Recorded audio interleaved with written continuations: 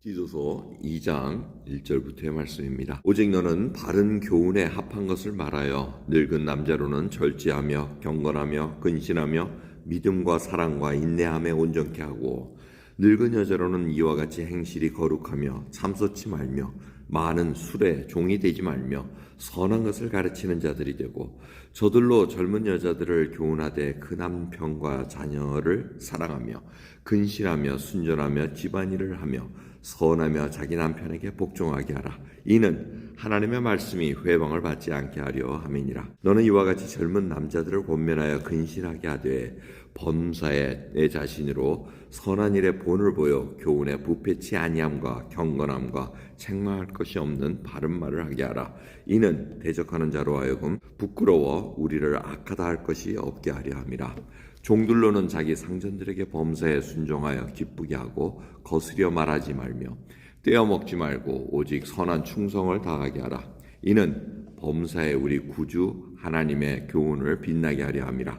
모든 사람에게 구원을 주시는 하나님의 은혜가 나타나 우리를 양육하시되 경건치 않은 것과 이 세상 정욕을 놔버리고 근신함과 의로움과 경건함으로 이 세상에 살고 복스러운 소망과 우리의 크신 하나님 구주 예수 그리스도의 영광이 나타나심을 기다리게 하셨으니 이는 그가 우리를 대신하여 자신을 주심은 모든 불법에서 우리를 구속하시고 우리를 깨끗하게 하사 선한 일에 열심하는 친백성이 되게 하려 하심이니라. 아멘. 2장 말씀은 이제 교인들이 신자들이 어떻게 삶을 살아야 되는가, 어떻게 보면 윤리적인 얘기, 도덕적인 얘기라고 할 수 있으면 사실은 하나님 나라에 사는 그 원리, 성령의 열매들, 성령을 쫓아 행하는 그 일들을 알려주고 있다고 보시면 됩니다. 그래서 늙은 남자나 늙은 여자나 젊은 남자나 종이나 하면서 사실은 전반에 걸친 모든 사람들을 다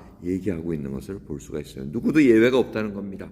그런데 결론적으로 뭡니까? 절제하고 거룩한 백성, 경건하게 보여주라는 얘기입니다. 이제 3장부터 보면 전에는 이런 자였으나 이제는 그렇지 않다는 것을 알려주고 있습니다. 하나님 나라의 원리를 사는 것이 무엇인가 알려주기 위해서 네가 거기에 있다고 얘기합니다. 그러면서 곳곳에 이렇게 결론적인 얘기를 합니다. 자기 남편에게 복종하게 하라. 5절 보시면은 그런 얘기를 하면서 이는 하나님의 말씀에 회방을 받지 않게 하려 함이라고 얘기합니다. 이는 하고 이렇게 결론적인 얘기는 사실 앞에서부터 늙은 남자로부터 쭉 얘기하는 것으로 결론적인 얘기를 할 수 있고 아니면 바로 그 앞에 말씀을 받아서 할 수도 있습니다. 그런데 중요한 거는 결론적으로 첫 번째 이 사람들에게 이렇게 도덕적으로 윤리적으로 하나님의 말씀에 맞게 살 수 있는 믿음, 사랑, 인내, 경건하게 온전케 되라는 이 말씀을 하는 이유는 말씀이 회방을 받지 않게 하려는 겁니다. 질서 속에서 질서가 잡혀져야지 이 아내가 남편에게 복종하고 이런 과정 속에서 사실은 질서가 잡혀서 하나님의 말씀 회방받지 않게 하려는 겁니다. 이런 하나님의 말씀이 회방받는 때가 언제냐면 복종치 않을 때, 순종하지 않고 혼잡하게 될 때 이것이 이루어지지 않는 것을 알 수가 있습니다. 그러면서 8절에 보면 또 이는 하고 결론적인 말씀을 또 합니다. 이것은 젊은 남자들에게 쭉 한 얘기입니다. 선한 일을 보이고 네가 디도야, 네가 지도자가 선한 일을 보여줘야지만이 그 다음에 이들도 따라한다. 이렇게 얘기하면서 대적하는 자로 하여금 부끄러워 우리를 악하다 할 것이 없게 하랍니다. 우리로 하여금 선한 일을 하고 본을 보이는 것, 악한 일을 당할지라도 선함으로 대하는 이유는 바로 대적하는 자들이 부끄러워서 아유 저 사람들이 저렇게 선하게 하는데 우리가 왜 악하게 해? 이렇게 된다는 것입니다. 이러한 모습으로 지금 이들을 가르치고 양육시키라는 얘기를 합니다. 그 다음에 종들에게는 어떻게 합니까? 10절에 이는 범사에 우리 구주 하나님의 교훈을 빛나게 하려 함이라고 얘기합니다. 이 종들이라는 것은 결국 사회 전반에 다 있었습니다. 그래서 종들임에도 불구하고 예수 그리스도를 믿으면 이 주인을 대적하는 것이 아니고 그들로 기쁘게 섬기고 충성을 다하게 하라는 얘기입니다. 그렇게 함으로 말미암아 구주 하나님의 교훈을 빛나게 하라. 아니 저 사람이 옛날에는 저렇게 게으르고 어떻게 해서든지 시간 까먹으려고 그러더니 이제는 그렇지가 않네. 충성을 다하네. 이것을 통해서 저 사람이 하나님을 믿고 하나님의 법대로 사는 사람이 변했구나 하고 한 것을 알게 된다는 겁니다. 근데 이 모든 것들이 결론이 11절이라고 볼 수 있습니다. 모든 사람에게 구원을 주시는 하나님의 은혜가 나타나기를 원하신다는 겁니다. 그 은혜가 나타남으로 말미암아 하나님이 드러나기를 원하신다는 것을 우리가 잊지 말아야 됩니다.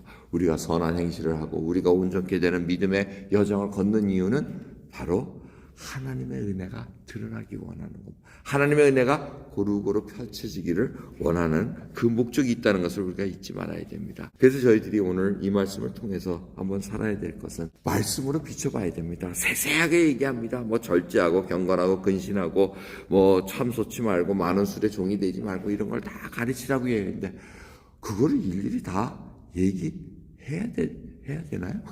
해야 되나요? 어느 정도는 알지 않을까요? 모르겠습니다. 이 교회에서 그래서 주일학교 어린아이들 때부터 이 훈련시키는 게 굉장히 중요합니다. 어린아이 때부터 하나님이 누구시고 예수 그리스도는 그리고 우리의 삶은 하나님의 백성들 하나님의 선한 일에 열심을 하는 친백성이 무엇인가 그거를 정말 이 뼛속까지 깊이 들어가도록 가정에서부터 여러분 이 모든 것들이 다 이루어져야 됩니다. 교회에 와서만 1시간, 2시간 같이 있으면서 그게 이루어진다고 착각하지 마시기 바랍니다. 우리가 믿음을 가지고 가정에서도 24시간 계속해서 그 아이들을 양육시키고 우리를 훈련시켜줘야 됩니다. 양육시켜줘야 됩니다. 그걸 통해서 직장에서도 계속 나타나야 됩니다. 그러지 않고서는 이 일이 일어나지는 않습니다. 그래서 우리가 한번 살펴봐야 됩니다. 무엇을 내가 가까이 하는가? 하나님의 말씀을 가까이 하면 가까이 할수록 닮아갈 수밖에 없습니다. 그래서 하나님의 백성은 뭡니까? 악을 악으로 대하지 말고 선으로 악을 이기라는 이거 엄청난 말씀을 저희들에게 주고 계십니다. 참 그래서 뭐 뺨을 때리면 다른 뺨을 때라 그러고 이게 비판하지 말라 그러고 핍박하는 죄로 해서 오히려 축복의 기도를 해주라 그러고 이걸 감당할 수 있겠습니까? 믿음 있는 자는 감당할 수 있다고 얘기하십니다. 감당할 수 없는 것을 하나님께서 막 남겨주지 않으셨을 것입니다. 성령을 쫓아 행하는 자들마다 그것을 감당할 수 있기에 오늘도 주를 붙잡을 수밖에 없습니다. 무엇을 가까이 하느냐? 누구를 가까이 하느냐? 여러분 우리가 비판하는 자들을 자꾸 가까이 하면 비판의 그 성향으로 바뀔 수밖에 없습니다. 부모가 자꾸 돈돈 하면 자녀도 돈돈 할 수밖에 없습니다. 누구를 가까이 하느냐에 따라서 그 성향이 바뀔 수밖에 없습니다. 그렇게 저희들이 하나님을 가까이 하는 자들, 하나님의 경건한 자들을 온전케 해서 정말 교회 생명의 공동체들이 성숙한 자가 돼서 그들로 하여금 모든 영향을 고루고루 끼침으로 말미암아 하나님의 은혜가 드러나게 하는 것이 바로 하나님께서 우리를 구원 주시고 이 땅에 남겨두신 이유라는 겁니다. 오늘도 그러한 목적을 잊지 마시고 궁극적으로는 예수 그리스도를 드러내는 증인이 되어야 됩니다. 오늘 그 하루 되기를 간절히 살길 원합니다. 그래서 예배 드릴 때만 우리의 믿음이 드러나는 것이 아니고 모든 삶에서 하나님의 영광과 하나님의 은혜가 드러나기를 원하는 그런 삶 되기를 소원합니다. 기도하겠습니다. 하나님 감사합니다. 오늘도 진정으로 주님 앞에 순종하는 굴복하는 그러한 믿음의 자로 서기를 소원합니다. 그래야 하여 육체의 소욕을 이루는 자들이 아니라 성령의 소욕을 이루는 자, 성령을 쫓아 행할 수 있는 그러한 자들로 인도해 주옵소서. 감사드리며 예수 그리스도의 이름으로 기도드리옵나이다. 아멘.